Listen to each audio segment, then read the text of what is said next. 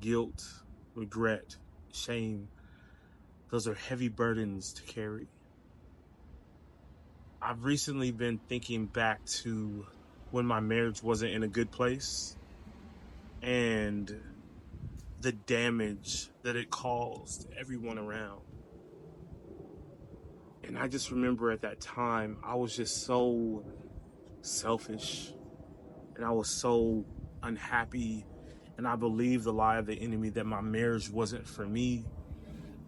And when I was being mean to my wife, I now see that I was literally being used as a tool for the enemy to separate my wife from Christ. Because while my wife is praying over her husband, while our start was so special and it felt like God had put us together or he put us in front of each other, how could God have brought this man in front of me? And then this man did what he did to break me. And the enemy wanted me to be the reason that my wife no longer communicated with Christ.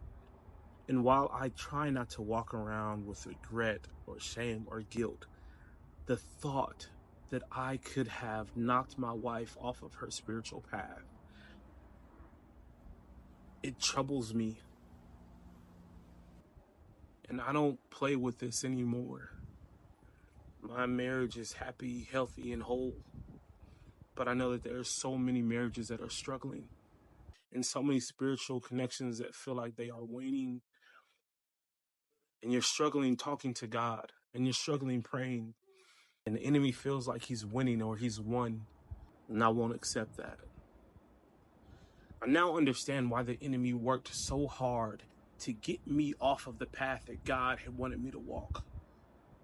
Because of what the devil tried to do in my marriage with me, it's up and it's stuck forever.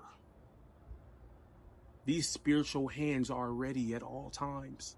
This warfare that starts on my knees, from my mouth to God's ears to God's hands, laying hands on the enemy, is not for play. I don't want the enemy to even think that it has an opportunity to touch you or your marriage going forward. You guys will be healed. You guys will be healthy. You guys will be whole. You guys will walk in your purpose. Your marriage will flourish and it will thrive. You will fulfill the purpose that God has set in motion for you. And you will not do it alone. But now you'll be a tool that God is using. And a tool in God's hands does so much more than a tool in the devil's does. Marriage takes effort. So put it in.